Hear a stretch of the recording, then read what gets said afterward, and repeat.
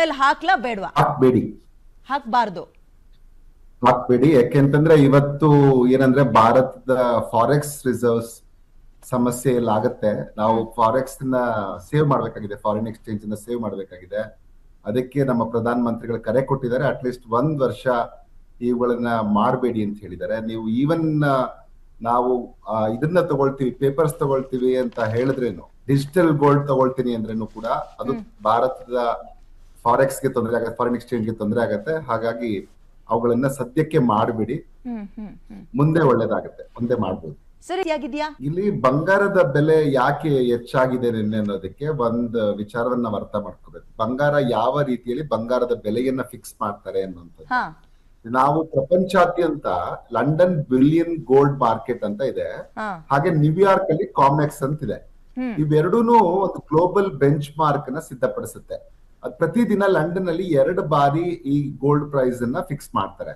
ಆದ್ರೆ ಅವ್ರು ಫಿಕ್ಸ್ ಮಾಡುವಾಗ ಅನೇಕ ಆಯಾಮಗಳನ್ನ ನೋಡ್ತಾರೆ. ಎಷ್ಟು ಡಿಮ್ಯಾಂಡ್ ಇದೆ, ಎಷ್ಟು ಸಪ್ಲೈ ಅವತ್ತಿದೆ, ಮತ್ತೆ ಯಾವ್ಯಾವ ಆಯಾಮಗಳಲ್ಲಿ ಯಾವ್ಯಾವ ದೇಶದಲ್ಲಿ ಏನೇನೋ ಅನ್ಸರ್ಟನಿಟಿ ಇದೆ, ಅದರಿಂದ ಇಂಪ್ಯಾಕ್ಟ್ ಏನಾಗುತ್ತೆ, ಇವೆಲ್ಲವನ್ನ ಚೆಕ್ ಮಾಡಿ ಅವರೊಂದು ಬೆಲೆಯನ್ನ ನಿಗದಿಪಡಿಸ್ತಾರೆ. ಇದರ ಮಧ್ಯೆ ಕೂಡ ಈ ಲಂಡನ್ ಮನಿ ಮಾರ್ಕೆಟ್ ಅವರು ಸೆಟ್ ಮಾಡಿರುವ ಬೆಂಚ್ ಮಾರ್ಕಿನ ಹೊರತಾಗಿಯೂ ಸಹ ಇಲ್ಲಿ ನೈಜವಾದ ಬೆಲೆಗಳಲ್ಲಿ, ಯಾಕಂದ್ರೆ ಅಂತಾರಾಷ್ಟ್ರೀಯ ಮಾರುಕಟ್ಟೆಯಲ್ಲಿ ವ್ಯಾಪಾರ ಎಷ್ಟಾಗ್ತಾ ಇದೆ, ಎಕ್ಸ್ಚೇಂಜ್ ರೇಟ್ ಈಗ ಮೌಲ್ಯ ನಮ್ಮ ಭಾರತದ ರೂಪಿ ಕುಸಿತಾ ಇದೆಯಾ, ಈ ತರದ ಬೇರೆ ಬೇರೆ ಎಕ್ಸ್ಚೇಂಜ್ ರೇಟ್ ಗಳಲ್ಲಿ ಏನಾಗ್ತಾ ಇದೆ, ಮತ್ತೆ ಲೋಕಲ್ ಪ್ರತಿ ದೇಶದಲ್ಲಿ ಏನೇನು ಡಿಮ್ಯಾಂಡ್ ಇದೆ, ಇವುಗಳೆಲ್ಲವನ್ನ ಆಧರಿಸಿ ಬದಲಾವಣೆಗಳು ಆಗುತ್ತೆ. ಅದರ ಜೊತೆಗೆ ಭಾರತದಲ್ಲಿ ಏನಾಗುತ್ತೆ ಅಂತಂದ್ರೆ Indian Boolean and jewellery association ಅಂತ ಇದೆ, 1919ನೇ ಇಸ್ವಿಯಲ್ಲಿ ಆರಂಭ ಆಗಿದ್ದು. ಇವರು ಪ್ರತಿದಿನ ಇವೆಲ್ಲವನ್ನ ಗಮನಿಸಿ ಅಂತಾರಾಷ್ಟ್ರೀಯ ಮಟ್ಟದಲ್ಲಿ ಇವರೆಷ್ಟು ಫಿಕ್ಸ್ ಮಾಡಿದ್ದಾರೆ, ಲಂಡನ್ ಬುಲಿಯನ್ ಗೋಲ್ಡ್ ಮಾರ್ಕೆಟ್ ಅವರು, ಕಾಮೆಕ್ಸ್ ಅವ್ರು ಏನ್ ಹೇಳ್ತಿದ್ದಾರೆ, ಇವೆಲ್ಲವನ್ನ ಚೆಕ್ ಮಾಡಿ ಅದರ ಜೊತೆಗೆ ಅಂತಾರಾಷ್ಟ್ರೀಯ ಮಟ್ಟದಲ್ಲಿ ಏನ್ ಟ್ರೆಂಡ್ ಇದೆ, ಮತ್ತೆ ಇಂಪೋರ್ಟ್ ಡ್ಯೂಟೀಸ್ ಏನಾದ್ರು ಹಾಕಿದಾರ, ಅದರ ಜೊತೆಗೆ ಅಂತಾರಾಷ್ಟ್ರೀಯ ಮಟ್ಟದಲ್ಲಿ ಏನ್ ಟ್ರೆಂಡ್ ಇದೆ, ಮತ್ತೆ ಇಂಪೋರ್ಟ್ ಡ್ಯೂಟೀಸ್ ಏನಾದ್ರು ಹಾಕಿದಾರ, ಲೋಕಲ್ ಅಲ್ಲಿ ಡಿಮ್ಯಾಂಡ್ ಇದೆ, ಇವುಗಳನ್ನೆಲ್ಲ ಫೈನಲೈಸ್ ಮಾಡಿ ಅವರು ಬಂಗಾರದ ಬೆಲೆಯನ್ನ ನಿಗದಿಪಡಿಸ್ತಾರೆ. ಇಲ್ಲಿ ಪ್ರಮುಖವಾಗಿ ನಾವು ಅರ್ಥ ಮಾಡ್ಕೊಳ್ಳೋದೇನು ಅಂತಂದ್ರೆ ಎಲ್ಲೆಲ್ಲಿ ಪೂರೈಕೆ ಮತ್ತು ಸಪ್ಲೈ ಕೂಡ ಇಲ್ಲಿ ಪ್ರಮುಖವಾದ ಪಾತ್ರವನ್ನ ವಹಿಸುತ್ತೆ. ಆದ್ರೆ ಭಾರತದಲ್ಲಿ ನಿನ್ನೆ ಬೆಲೆ ಹೆಚ್ಚಾಗಿರುವುದಕ್ಕೆ ಒಂದು ಕಸ್ಟಮ್ ಡ್ಯೂಟಿ ಕಾರಣ ಅಂತ ಅನೇಕರು ಭಾವಿಸಿದಿರಿ. ಆದ್ರೆ ನನ್ನ ಪ್ರಕಾರ ನಿನ್ನೆ ಬೆಲೆ ಹೆಚ್ಚಾಗಿರೋದಕ್ಕೆ ಕಸ್ಟಮ್ ಡ್ಯೂಟಿ ನೇರವಾಗಿ ಕಾರಣ ಆಗಲ್ಲ.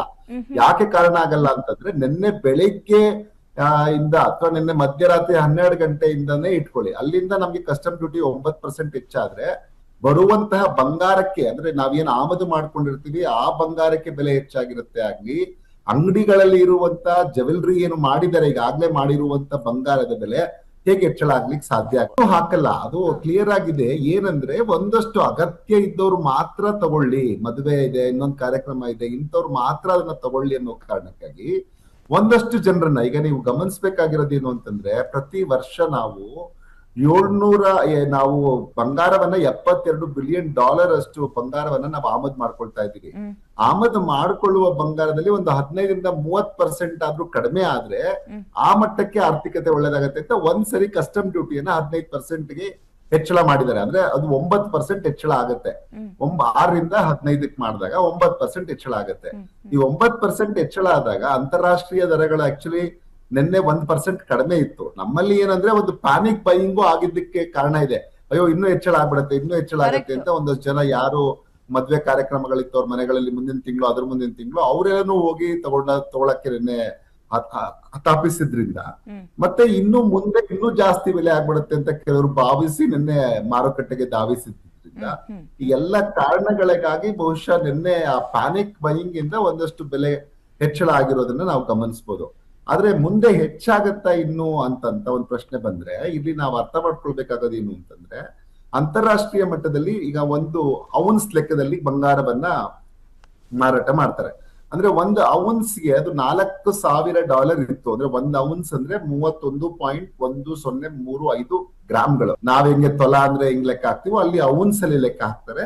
ಸೊ ಈ 31.1035 ಗ್ರಾಮ್ಗೆ ಅಂತಾರಾಷ್ಟ್ರೀಯ ಮಾರುಕಟ್ಟೆಯಲ್ಲಿ ಇವತ್ತಿನ ದಿನ $4,669 ಇದೆ. ಅಂದ್ರೆ ಸಾಮಾನ್ಯವಾಗಿ ಇದು $4,000 ಒಳಗಡೆನೆ ಇರ್ತಾ ಇತ್ತು. ಈ ಕಳೆದ ಕೆಲವು ತಿಂಗಳುಗಳಿಂದ ಇದು ಏರಿಳಿತ ಆಗ್ತಾ ಇರೋದ್ರಿಂದ ಇವತ್ತು ಆ ಮಟ್ಟಕ್ಕೆ ಬಂದು ತಲುಪಿದೆ. ಇಲ್ಲಿ ಅವ್ರ ಲೆಕ್ಕಾಚಾರ ಏನು ಅಂತಂದ್ರೆ ಈ ನಮ್ಮಲ್ಲಿ ಏನು ಹಾರ್ಮೋಸ್ ಜಲಸಂಧಿಯ ಒಂದು ಸಂದಿಗ್ಧತೆ ಇದೆ, ದಿಗ್ಬಂಧನ ಇದೆ, ಇದು ಕ್ಲಿಯರ್ ಆಗದೆ ಹೋದ್ರೆ ಇದು $5,000 ಹೆಚ್ಚಳ ಆಗತ್ತೆ ಅಂತ. ಅವಾಗ ಅಂತಾರಾಷ್ಟ್ರೀಯ ಮಟ್ಟದಲ್ಲಿನೂ ಹೆಚ್ಚಳ ಆದ್ರೆ ಭಾರತದಲ್ಲಿಯೂ ಹೆಚ್ಚಳ ಆಗುತ್ತೆ. ನಾವು ನಮ್ ದೇಶದಲ್ಲಿ ಎಷ್ಟು ಉತ್ಪಾದನೆ ಮಾಡ್ತೀವಿ ಸರ್? ನಾವು ಆಮದು ಮಾಡ್ಕೊಳ್ತಾರೆ ಜಾಸ್ತಿ ಇದೆ, ಬಟ್ ನಮ್ ದೇಶದಲ್ಲಿ ಎಷ್ಟು ಚಿನ್ನ ಉತ್ಪಾದನೆ ಮಾಡ್ತೀವಿ ನಾವು? ನಮ್ ದೇಶದಲ್ಲಿ ತುಂಬಾ ಕಡಿಮೆ. ನಾವು ಒಂದು 780 ರಿಂದ 850 kg ಪ್ರತಿದಿನ ಮಾಡ್ತಾ ಇದ್ವಿ. KGF ಎಲ್ಲ ಇದ್ದಾಗ, KGF ಚಿನ್ನದ ಗಣಿ ಇದ್ದಾಗ ನಮ್ಮಲ್ಲಿ ಸಾಕಷ್ಟು ಯಥೇಚ್ಛವಾಗಿ ಸಿಗ್ತಾ ಇತ್ತು. ಆದ್ರೆ ಈಗ ನಮ್ಮಲ್ಲಿ ಆ ತರದ ಮೇಜರ್ ಸೋರ್ಸ್ ಇಲ್ಲ. ಬರೀ ನೀವು ಕೆಜಿಯ ಗಟ್ಲೆ 750 ರಿಂದ 850 kg ಸಿಕ್ಕತ್ತೆ ಅಷ್ಟೇನೆ, ಅದಕ್ಕಿಂತ ಹೆಚ್ಚಿಗೆ ನಮ್ಮಲ್ಲಿ ಇಲ್ಲ. ಆದ್ರೆ ನಮ್ಮ ಮನೆಗಳಲ್ಲಿ ಈಗ ನಾವೇನಿದೆಯಲ್ಲ, ಮನೆಗಳಲ್ಲಿ ಸಾಕಷ್ಟು ಬಂಗಾರ ಇರೋದನ್ನ ಮಾರ್ಗನ್ ಸ್ಟ್ಯಾನ್ಲಿ ಅವರ ವರದಿಯಲ್ಲಿ ಕೂಡ ಉಲ್ಲೇಖಿಸಿದ್ದಾರೆ. ಅವ್ರು ಹೇಳ್ತಾ ಇದ್ದಾರೆ 34,600 ಟನ್ ಬಂಗಾರ ಭಾರತದಲ್ಲಿ ಮನೆಗಳಲ್ಲಿ ಇದೆ, ಕುಟುಂಬಗಳ ಜೊತೆ ಇದೆ ಅಂತ. ಅಂದ್ರೆ ಭಾರತದ ಇವತ್ತಿನ GDP ಏನಿದೆ ಅದರ ಮೌಲ್ಯ ಅಷ್ಟಾಗತ್ತೆ. ನೀವು ಸುಮ್ನೆ ಇನ್ನೊಂದು ಅಂಕಿಅಂಶ ಕೊಡ್ತೀನಿ. 2011 ರಿಂದ 2025 ನಡುವೆ ನಾವು ಆಮದು ಮಾಡ್ಕೊಂಡಿರುವಂತಹ ಚಿನ್ನ ಎಷ್ಟು ಅಂತಂದ್ರೆ 12,600 ಟನ್ ಬಂಗಾರವನ್ನ ನಾವು ಆಮದು ಮಾಡ್ಕೊಂಡಿದ್ವಿ. ಅದರ ಮೌಲ್ಯ ಎಷ್ಟು ಅಂದ್ರೆ $609 ಬಿಲಿಯನ್. ಸೊ ಹಾಗಾಗಿನೇ ಮತ್ತೆ ಇವಾಗ ಯುದ್ಧದ ಸಂದರ್ಭದಲ್ಲಿ ಏನಾಗಿದೆ ಅಂತಂದ್ರೆ ನಮ್ಮ ಫಾರೆಕ್ಸ್ ತುಂಬಾ ಜಾಸ್ತಿ ಕುಸಿಬಾರ್ದು. ಹಾಗೇನೆ ನಮ್ದು ಏನಾಗಿದೆ, ಒಂದು ಇಂಪೋರ್ಟ್ಸ್ ಆಮದು ಏನ್ ಮಾಡ್ಕೊಳ್ತೀವಿ, ಆಮದು ಮಾಡ್ಕೊಳ್ಳೋದು ಯಾವಾಗ್ಲೂ ಜಾಸ್ತಿ ಇದೆ, ರಫ್ತು ಮಾಡೋದು ಕಡಿಮೆ ಆಗಿದೆ. ಈ ಸಂದರ್ಭದಲ್ಲಿ ಏನು ಅಂದ್ರೆ ವಾಲ್ಯೂಮ್ ಜಾಸ್ತಿ ಆಗಿಲ್ಲ, ಆದ್ರೆ ನಾವೇನ್ ತರಿಸ್ಕೊಳ್ತಾ ಇದೀವಲ್ಲ ಅವುಗಳ ಬೆಲೆ, ಬಿಕಾಸ್ ಯುದ್ಧ ನಡೀತಿರೋದ್ರಿಂದ ಅವುಗಳ ಬೆಲೆ ಜಾಸ್ತಿ ಆಗಿದೆ. ಭಾರತದ ಇವತ್ತಿನ GDP ಎಷ್ಟು ನಮ್ಮಲ್ಲಿ ಇದೆ ಅನ್ನುವಂಥದ್ದು ಅಮೆರಿಕ ಎಲ್ಲ ಕೊಂಡ್ಕೊಳ್ಳೋದಲ್ಲ. ನಮ್ಮ GDP ಇವತ್ತು 4.2 ಟ್ರಿಲಿಯನ್ ಇದೆ. 4.2 ಟ್ರಿಲಿಯನ್ ಮೊತ್ತದ ಬಂಗಾರ ಭಾರತದ ಮನೆಗಳಲ್ಲಿದೆ. ಈ ಸಂದರ್ಭದಲ್ಲಿ ಬಂಗಾರದ ಮೇಲೆ ಹೂಡಿಕೆ ಮಾಡಬೇಡಿ ಭಾರತೀಯರು ಅಂತಾನೆ ಸರ್ಕಾರ ಕೂಡ ಕರೆ ಕೊಟ್ಟಿರೋದು. ಅದನ್ನೇ ನಾವು ಕೂಡ ಹೇಳ್ತಾ ಇದೀವಿ. ಯಾಕಂತಂದ್ರೆ ಇವತ್ತು ನಮ್ಮ ಏನು deficit, current account deficit widen ಆಗತ್ತೆ ಅಂತ, ಅದು ಒಂದು. ಮತ್ತೆ ಅನ್ಸರ್ಟನಿಟಿ ತುಂಬಾ ಇದೆ. ಅನ್ಸರ್ಟನಿಟಿ ಇವಾಗ ನೋಡಿ, ಇವಾಗ ಬುಷ್ ಅವರು ಬೀಜಿಂಗ್ಗೆ ಹೋಗಿದ್ದಾರೆ, ನಮ್ಮ ಇವರು ಟ್ರಂಪ್ ಅವರು ಬೀಜಿಂಗ್ಗೆ ಹೋಗಿದ್ದಾರೆ. ಟ್ರಂಪ್ ಅವರು ಬೀಜಿಂಗ್ ಹೋಗಿರೋದ್ರಿಂದ ಎಲ್ಲರ ಕಣ್ಣು ಅಲ್ಲಿ ಬೀಜಿಂಗ್ ಮೇಲೆ ನೆಟ್ಟಿದೆ. ಚೈನಾ ಅವರು ನಡುವೆ ಒಡಂಬಡಿಕೆ ಆದ್ರು. ಒಂದ್ ಕಡೆ ಟ್ರಂಪ್ ಹೇಳ್ತಾರೆ ಇಲ್ಲ ನಮ್ಗೆ ಏನು ಚೈನಾದ ಅಗತ್ಯತೆ ಇಲ್ಲ, ಹೊರ್ಮುಜ್ ಜಲಸಂಧಿಯನ್ನ ನಾವೇ ಕ್ಲಿಯರ್ ಮಾಡ್ತೀವಿ ಅಂತ. ಇನ್ನೊಂದ್ ಕಡೆ ಅವರೇ ಹೇಳ್ತಾರೆ ನಾವು ಚೈನಾದ ಸಹಾಯವನ್ನ ಪಡಿತೀವಿ ಅಂತ. ಅದಕ್ಕಿಂತಾನೆ ಅಂತಾರಾಷ್ಟ್ರೀಯ ಮಾರುಕಟ್ಟೆಯಲ್ಲಿ 2 ದಿನದಿಂದ ತೈಲದ ದರ ಕೂಡ ಸ್ಟೇಬಲ್ ಆಗಿ ಉಳಿದಿದ್ದು, ಬಂಗಾರದ ಬೆಲೆಯು ಸ್ಟೇಬಲ್ ಆಗಿ ಅಂತಾರಾಷ್ಟ್ರೀಯ ಮಾರುಕಟ್ಟೆಯಲ್ಲಿ ಇರೋದು. ಒಂದ್ ವೇಳೆ ಚೈನಾ ಅದಕ್ಕೆ ಒಪ್ಪಿದ್ರೆ, ಯಾಕಂದ್ರೆ ಅವ್ರದ್ದು ಮಾತುಕತೆಯಲ್ಲಿ ಯಾವ್ದು ಕೊಡ್ತಾರೆ ಯಾವ್ದು ತಗೊಳ್ತಾರೆ ಅವ್ರಿಗೆ ಬಿಟ್ಟಿತ್ತು. ಆ ಒಂದ್ ವೇಳೆ ಅದು ಅವ್ರೇನಾದ್ರು ಹೆಲ್ಪ್ ಮಾಡಿ, ಅವರು ಮಾತುಕತೆ ಮಾಡಿ ಅದನ್ನ ಹೊರ್ಮುಜ್ ಜಲಸಂಧಿಯನ್ನ ಒಂದ್ ವೇಳೆ ತೆರವುಗೊಳಿಸ್ಲಿಕ್ಕೆ ಸಾಧ್ಯ ಆದ್ರೆ ಆಗ ಅಂತಾರಾಷ್ಟ್ರೀಯ ಮಟ್ಟದಲ್ಲೂ ಬಂಗಾರದ ಬೆಲೆ ಕಡಿಮೆ ಆಗುತ್ತೆ. ಹಾಗೇನೆ ಭಾರತದಲ್ಲಿ 15 ರಿಂದ 30% ನಾವು ಕಡಿಮೆ ತಗೊಂಡ್ರೆ ಈ ವರ್ಷ ಅಂತ ಅನ್ಕೊಳ್ಳಿ, ಬೇಡಿಕೆ ಅಷ್ಟು ಕಡಿಮೆ ಆದ್ರೆ ಮುಂದಿನ ವರ್ಷಕ್ಕೆ, ಯಾಕಂದ್ರೆ ಅಂತಾರಾಷ್ಟ್ರೀಯ ಮಟ್ಟಕ್ಕೂ ಅದರ ಬೇಡಿಕೆ ಕಡಿಮೆ ಆದಂಗ ಆಗತ್ತೆ. ಆಗ ಮುಂದಿನ ವರ್ಷ ನಮ್ಗೆ ಇನ್ನು ಕಡಿಮೆ ದರದಲ್ಲಿ ಸಿಗುವ ಎಲ್ಲ ಸಾಧ್ಯತೆ ಇದೆ. ಆಯ್ತು, ಲೋಕಲ್ ಡಿಮ್ಯಾಂಡ್ ಯಾವಾಗ ಕಡಿಮೆ ಆಯ್ತು, ಯಾಕಂದ್ರೆ ಭಾರತ 2ನೇ ಅತಿ ಹೆಚ್ಚು ಬೇಡಿಕೆ ಸಲ್ಲಿಸುವ ಕೊಂಡುಕೊಳ್ಳುವಂತ ರಾಷ್ಟ್ರ. ಕನ್ಸ್ಯೂಮರ್ ನಾವೇನೆ 2ನೇ ಅತಿ ದೊಡ್ಡ ಮಾರುಕಟ್ಟೆ. ಒಂದು ವೇಳೆ ನಮ್ಮಂತ ಮಾರುಕಟ್ಟೆಯಲ್ಲಿ 30% ಡಿಮ್ಯಾಂಡ್ ಕಡಿಮೆ ಆದ್ರೆ ಅದರ ಇನ್ಫ್ಲೂಯೆನ್ಸ್ ಅಂತಾರಾಷ್ಟ್ರೀಯ ಮಟ್ಟದಲ್ಲೂ ಆಗೋದೆ. ಅದನ್ನ ನಾವು ಅರ್ಥ ಮಾಡ್ಕೋಬೇಕು. ನಮ್ಮಂತ ಒಂದು ರಾಷ್ಟ್ರದಲ್ಲಿ ಇದರ ಬೇಡಿಕೆ ಕುಸಿತ ಆದ್ರೆ ಜನ ವಾಲಂಟಿಯರ್ ಆಗಿ ಇಲ್ಲ ನಾವು ಒಂದ್ ವರ್ಷ ಪೋಸ್ಟ್ಪೋನ್ ಮಾಡ್ತೀವಿ, ತುಂಬಾ ಅಗತ್ಯ ಇದ್ದಾಗ ಮಾತ್ರ ತಗೊಳ್ತೀವಿ ಅಂತ 30% ಜನ ಬೇಡಿಕೆ ಸಲ್ಲಿಸೋದು ಕಡಿಮೆ ಆದ್ರೆ, ಯಾರು ಇವಾಗ ಕೊಂಡ್ಕೊಳ್ಬೇಕು ಅಂತಿದ್ದಾರೆ ಅದರಲ್ಲಿ 30% ಕಡಿಮೆ ಆದ್ರೇನು ನೀವು ಲೆಕ್ಕ ಹಾಕಿ ಭಾರತದ ಆರ್ಥಿಕತೆಗೆ ಅಷ್ಟು ಒಳ್ಳೇದಾಗತ್ತೆ. ಹಾಗೇನೆ ಅಂತಾರಾಷ್ಟ್ರೀಯ ಮಟ್ಟದಲ್ಲೂ ಬೆಲೆಗಳು ಕಡಿಮೆ ಆಗ್ಲಿಕ್ಕೆ ಅದು ಕಾರಣ ಆಗತ್ತೆ ಅನ್ನೋದನ್ನ ದಯವಿಟ್ಟು ನಾವು ಅರ್ಥ ಮಾಡ್ಕೋಬೇಕು. ಬಡವರಾಗ್ಲಿ ಮಧ್ಯಮ ವರ್ಗದವರಾಗ್ಲಿ ಎಷ್ಟು ಬಂಗಾರವನ್ನ ಖರೀದಿ ಮಾಡ್ತಾರೆ ಅಂತ ನೋಡಿ. ಅದರಲ್ಲೂ ಮುಖ್ಯವಾಗಿ ಬಡವರ ಬಗ್ಗೆ ನಾವು ಮಾತಾಡ್ತಾ ಇರ್ತೀವಿ. ಮದುವೆಗೆ ಒಂದು 10 ಗ್ರಾಮ್ ಚಿನ್ನ ತಗೋತಾರೆ, 15 ಗ್ರಾಮ್ ಚಿನ್ನ ತಗೋತಾರೆ, ಈ ತರದೊಂದು ಮಾತುಕತೆ ನಡೀತಾ ಇದೆ. ಇಲ್ಲಿ ಏನು ಅಂತಂದ್ರೆ ಬಡವರು ಯಾವಾಗ್ಲೂ ಕನ್ಸಂಪ್ಷನ್ ಚಿನ್ನದ್ದು ಯಾವಾಗ್ಲೂ ಕಡಿಮೆ ಇರುತ್ತೆ. ಹಾಗಂತ ನಾವು ಇದನ್ನ ಬೈಫರ್ಕೇಟ್ ಮಾಡಿ ಬಡವರಿಗೆ ಸೌಕರ್ಯರಿಗೆ ಅಂತ ಹಾಕಕ್ ಬರಲ್ಲ. ಒಂದ್ ವೇಳೆ ನಾವು ಆತರ ಮಾಡಿದ್ರೆ ಏನಾಗತ್ತೆ ಅಂತಂದ್ರೆ ಸೌಕರ್ಯರು ಕೂಡ ಬಡವರ ಹೆಸರಿನಲ್ಲಿ ನಾವು ಅದನ್ನೇ ತಗೊಳ್ತೀವಿ ಅಂತ ತಗೊಳ್ತಾರಂತ ಸಾಧ್ಯತೆ ಇರುತ್ತೆ. ಇದರ ಕಾರಣಕ್ಕಾಗಿ ಏನ್ ಮಾಡ್ತಾರೆ, ಇದನ್ನ ಇವ್ರ ಒಂದ್ ವರ್ಗಕ್ಕೆ ಅವ್ರ ಒಂದ್ ವರ್ಗಕ್ಕೆ ಅಂತ ಮಾಡಕ್ ಆಗಲ್ಲ. ಅದನ್ನ ಮಾಡಿದ್ರೆ ಏನಾಗತ್ತೆ, ನಮ್ಮ ಪ್ಲಾನೇ ಫೇಲ್ ಆಗುತ್ತೆ. ಎಲ್ಲರೂ ಯಾವಾಗ್ಲೂ ಉಳ್ಳವರು ಏನ್ ಮಾಡ್ತಾರೆ, ಇಲ್ದೇ ಇರೋರ ಸೋಗಿನಲ್ಲೇ ತಗೊಳ್ಬಹುದು, ಅವ್ರ ಹೆಸರಲ್ಲೇ ತಗೋಬಹುದು. ಆ ತರದ ಅನಿವಾರ್ಯತೆ ಅಥವಾ ಅಗತ್ಯತೆಗಳು ಆಗಬಾರ್ದು ಅಂತ, ಅಚಾತುರ್ಯಗಳಾಗಬಾರ್ದು ಅನ್ನೋ ಕಾರಣಕ್ಕಾಗಿ ಇದನ್ನ ಮಾಡಿದ್ದಾರೆ. ಅಲ್ಲ, ಈಗ ಸದ್ಯಕ್ಕೆ ಇದು ಶಾರ್ಟ್ ರನ್ ಅಲ್ಲಿ ಹೀಗಾಗತ್ತೆ. ಶಾರ್ಟ್ ರನ್ ಅಲ್ಲಿ ಏನಂದ್ರೆ ಈಗ ಯುದ್ಧದ ಸಂದರ್ಭ ಇರೋದ್ರಿಂದ ನಮ್ಮ ಏನು ಡೆಫಿಸಿಟ್ ಇದೆಯಲ್ಲ, ನಮ್ಮ ಟ್ರೇಡ್ ಡೆಫಿಸಿಟ್ ಏನಿದೆ ಅದು ಹೆಚ್ಚು ಕಮ್ಮಿ 31.87 ಟ್ರಿಲಿಯನ್ ಹತ್ತತ್ರ 32 ಟ್ರಿಲಿಯನ್ ರೂಪಾಯಿಗಳಷ್ಟು ಡೆಫಿಸಿಟ್ ಇದೆ. ನಾವು ಹೆಚ್ಚು ಕೊಂಡ್ಕೊಳ್ತಾ ಇದೀವಿ, ಹೆಚ್ಚು ಮೌಲ್ಯದ ವಸ್ತುಗಳನ್ನ ಕೊಂಡ್ಕೊಳ್ತಾ ಇದೀವಿ, ನಾವು ಹೆಚ್ಚು ಕಡಿಮೆ ಮೌಲ್ಯದ ವಸ್ತುಗಳನ್ನ ಮಾರ್ತಾ ಇದೀವಿ ವಿದೇಶಕ್ಕೆ. ಇದೆಲ್ಲ ಒಂದು ಹಂತಕ್ಕೆ ಸರಿ ಮಾಡಿದ್ರೆ, ಅಂದ್ರೆ ಇದರ ಜೊತೆಗೆ ಮ್ಯಾನುಫ್ಯಾಕ್ಚರಿಂಗು ನಮ್ಮಲ್ಲಿ ಇನ್ನೂ ಹೆಚ್ಚು ಒತ್ತು ಕೊಟ್ಟು ನಮ್ಮಲ್ಲಿನೂ ಆತರ ರಫ್ತು ಮಾಡುವ ವಸ್ತುಗಳು ಜಾಸ್ತಿ ಆಗಿ ಭಾರತೀಯರೆಲ್ಲರೂ ಸದ್ಯದ ಸ್ಥಿತಿಯಲ್ಲಿ ಭಾರತದ ವಸ್ತುಗಳನ್ನೇ ಕೊಂಡ್ಕೊಳ್ಳಿಕ್ ಶುರು ಮಾಡಿದ್ರೆ ಆಗ ಈ ಗ್ಯಾಪ್ ನ್ಯಾರೋ ಆಗತ್ತೆ. ಆವಾಗ ಜನಕ್ಕೆ ಸರ್ಕಾರ ಕೂಡ ಹೇಳುತ್ತೆ ನೀವು ಕೊಂಡ್ಕೊಳ್ಳಿ ಅಂತ, ಗೋಲ್ಡ್ ನಮ್ಗೇನು ಸಮಸ್ಯೆ ಆಗ್ಲಾ ಅಂತ. ಸದ್ಯದ ಸ್ಥಿತಿಯಲ್ಲಿ ಅಲ್ಪಾವಧಿಯಲ್ಲಿ ಮಾತ್ರ ಈ ಒಂದು ವಿಚಾರವನ್ನ ಪ್ರಸ್ತಾಪ ಮಾಡಿದರೆ, ಗೋಲ್ಡ್ ಮೇಲೆ ಇನ್ವೆಸ್ಟ್ ಮಾಡಬೇಡಿ, ಗೋಲ್ಡ್ ಅನ್ನ ಸದ್ಯಕ್ಕೆ ತಗೋಬೇಡಿ ಅಂತ. ಆದ್ರೆ ಟೈಮ್ ಕೊಡಕ್ ಆಗಲ್ಲ. ನೀವು 1 ತಿಂಗಳು 1 ವಾರನೋ ಟೈಮ್ ಕೊಟ್ರೆ ಅಷ್ಟು ಜನ ಹೋರ್ಡ್ ಮಾಡ್ತಾರೆ. ಅದನ್ನ ಅರ್ಥ ಮಾಡ್ಕೋಬೇಕು. ನಾವು 1 ವಾರ ನಾವು ಟೈಮ್ ಕೊಡ್ತೀವಿ ತಗೊಳ್ಳಿ ಅಂತಂದ್ರೆ ನೋಟ್ ಬಂತಾರನ ಸರ್, ಬರೋದೇ ಈಗ ಸಡನ್ ಆಗಿ ಹೇಳ್ಬಿಡೋದು, ಅಲ್ಲಲ್ಲೇ ಲಾಕ್ ಮಾಡೋದು ಅಂತನಾ? ಇಲ್ಲ, ಏನಾಗತ್ತೆ ಅದನ್ನ ನಾವು ಅರ್ಥ ಮಾಡ್ಕೊಳ್ಬೇಕೇನು ಅಂದ್ರೆ, ಈ ದಿಢೀರ್ನೆ ಅನೌನ್ಸ್ ಮಾಡೋದು ಒಳ್ಳೇದಾಗತ್ತೆ. ನಾವು 1 ವಾರ ಟೈಮ್ ಕೊಡ್ತಿದ್ದಂಗೆನೆ ಚಿನ್ನದ ಅಂಗಡಿಗಳವರು ಹೆಚ್ಚು ಶೇಖರಣೆ ಮಾಡಿ ಇಟ್ಕೋಬಹುದು. ಅವ್ರು ಕೊಡದೇ ಇರ್ಬೋದು, ಮಾರುಕಟ್ಟೆಯಲ್ಲಿ ಕೊಡದೇ ಇರ್ಬೋದು. ಈ ಸದ್ಯಕ್ಕೆ ನಾವು ಮಾರಲ್ಲ, ನತ್ರದಲ್ಲಿ ಕಡಿಮೆ ಇದು ಬಂದಿಲ್ಲ ಅಂತ ಹೇಳ್ಬೋದು.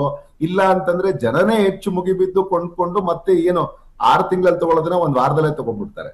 ಸೊ ಇವೆಲ್ಲ ಸಮಸ್ಯೆಗಳು ಇರುತ್ತೆ. ಸೊ ಹಂಗಾಗಿನೇ ಈಗ ನೋಡಿ, ನಿನ್ನೆ ಒಂದಿನಕ್ಕೆ ಪ್ಯಾನಿಕ್ ಬೈಯಿಂಗ್ ಇಂದ ಎಷ್ಟಾಗಿದೆ, ಅದನ್ನ ಮಾರುಕಟ್ಟೆ ಯಾವ ರೀತಿಯಲ್ಲಿ ದುರ್ಬಳಕೆ ಮಾಡ್ಕೊಂಡು ಕೆಲವರು ಲಾಭ ಮಾಡ್ಕೊಳಕ್ಕೆ ಇನ್ನೂ ಅದು ಬಂದೇ ಇಲ್ಲ ನಮ್ಗೆ. ಕಸ್ಟಮ್ ನಿನ್ನೆ ಬಂದಿರೋದು ಬೆಳಿಗ್ಗೆ ನಿನ್ನೆಯಿಂದ ಜಾರಿಗೊಂಡ್ರೆ ಅದರ ಬೆಲೆ ಇಮಿಡಿಯೇಟ್ ಆಗಿ ಹೇಗೆ ಅಂಗಡಿಗಳಲ್ಲಿ ಹೆಚ್ಚಾಗತ್ತೆ ಅಂತ ನೀವು ಗಮನಿಸಿದ್ರೆ ಗೊತ್ತಾಗ್ಬಿಡುತ್ತೆ. ಸೊ ಎಲ್ಲಾ ಕಾರಣಗಳಿಗಾಗಿ ಸರ್ಕಾರ ಅದನ್ನ ದಿಢೀರ್ನೆ ಘೋಷಣೆ ಮಾಡುತ್ತೆ.